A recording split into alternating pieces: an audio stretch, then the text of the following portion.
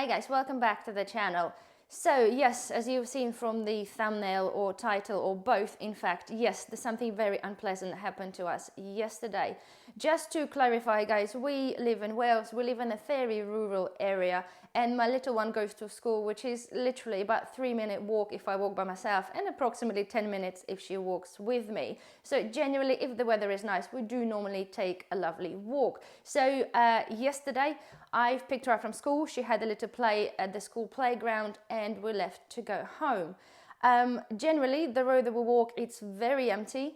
Okay, there's barely any cars normally driving by because there's only a couple of houses in the end of the road. Otherwise, there is a school grounds, which are gated, just a field. Okay, and on the other side, there is a playground. So within that area, quite a long, good amount of meters, there is no houses either side. So we were walking back from school. She just playing around with some leaves on the floor because obviously it's autumn and that's what children do. And I heard a van driving really fast on the road that we're coming towards. When they turned in the road, they kind of slow down, and generally very little people slow down on those kind of streets, especially when they see sort of a mother and a child walking. Generally, especially vans, they just hack past you because they just don't give a shit.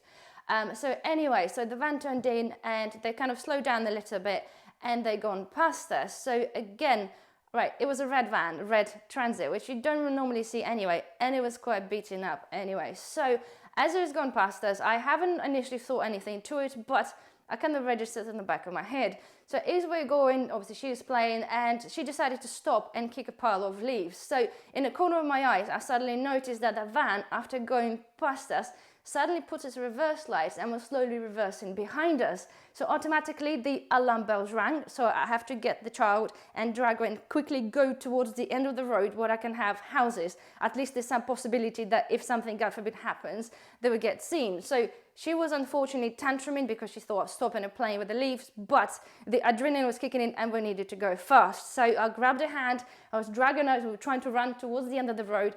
The van was reversing again as fast as possible towards ourselves. So we luckily managed to get to the end of the street. Okay, the house is there, but there's still no people about. So anyway, we started to run towards the house.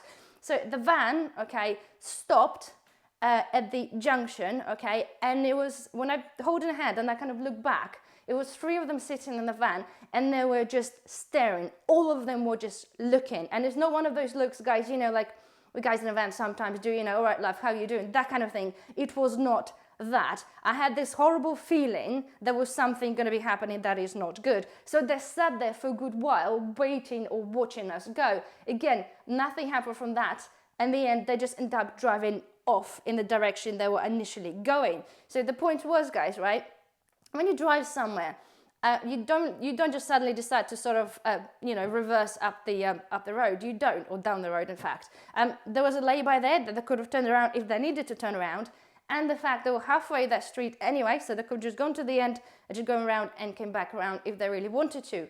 And the fact is that they reversed backwards, okay, and just stopped and sat there looking at us, okay, and then just driven off forward.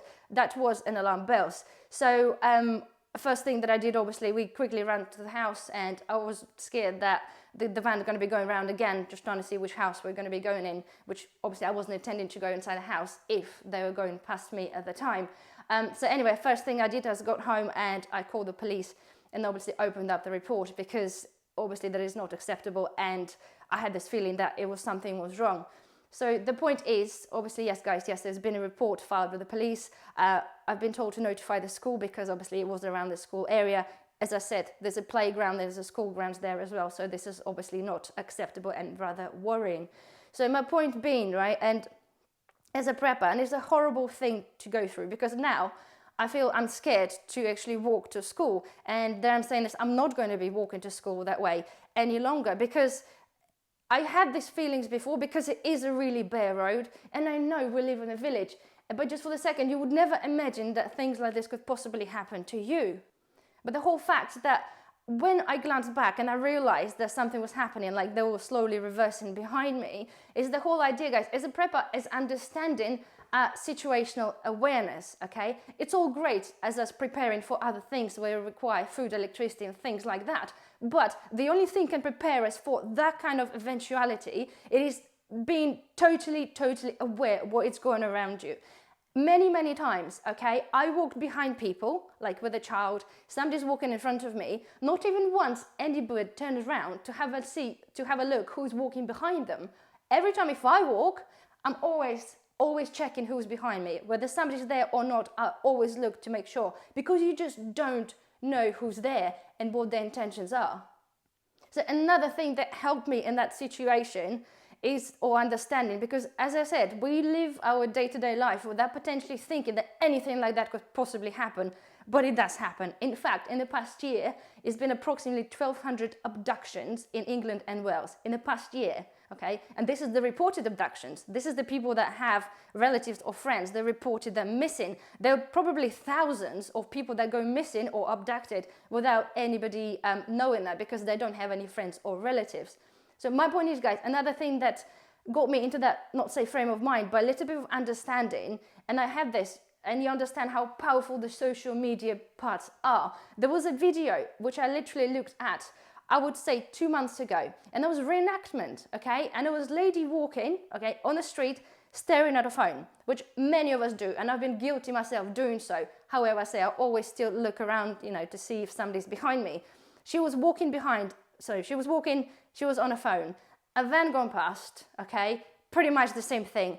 Gone past to like pretend nothing's happening and then start reversing. Within seconds, okay, the back doors opened, the guy ran out, put a bag over the head. That woman was in the back of that van within seconds, okay? And that was video created specifically to actually say, please share, because people don't understand or not aware that those things are happening. And especially when you come and stare at your phone.